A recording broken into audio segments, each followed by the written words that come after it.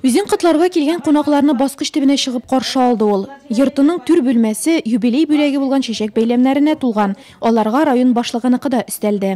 Шундай акыллы балалар тәрбияләп, бәйгесекендә аларның рәхәтен күреп яшисез. Балалар рәхәте күрү шул була инде ул. Аллага шөкер, исәнлектә, саулыкта үзегезне бик кадерләп тоталар. Шуның өчен дә инде менә шундый Ходай сезгә матур, исән гомер биргәндер дим инде мин. Зирекледә туган, шунда хезмәт иткән һәм данлыклы гаиләгә нигез салган, район горурлыгы булган балалар үстергән Гамбәр Шарапова авылның иң өлкән һәм иң хөрмәтле кешеләренең берсе. Сез безнең авылыбызның бизәге, кабыстайы, киңәшчесе, тарихчысы.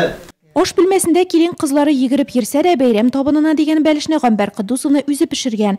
Әле дә исән-сау килеш үз аякларында йөри, зирекледәге төп нигезне саклап яши. Хәер, балалары һәм оныклары аны буш тотканы юк икән.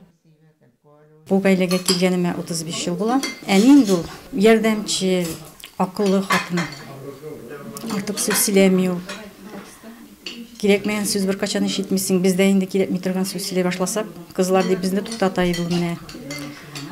Менә шундый көнгә 90 яшенә җитә алуына исән имин, бүген дә үзен-үзе карый алырлык дәрәҗәдә булуына без бик шатбыз.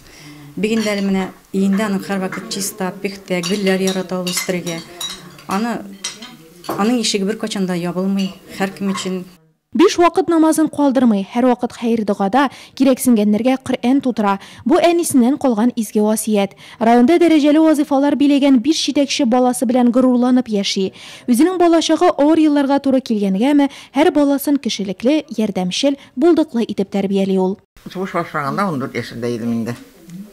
Әди киткәндә 14 яшендә каршыма шушыннан безгә колхоз эшләре шуннан тотынды, шуннан эшләргә шуннан җигелделәр инде без подросткам ясап, подростклар ясап чыгардылар. 4 класс бетердек тә шушының берәүсе укыйсызмы дигән кеше булмады. Сезгә нәрсә кирәк дигән кеше булмады. Аша иттереп 41 елның инде әти китте, 42 елны хаты да туктады.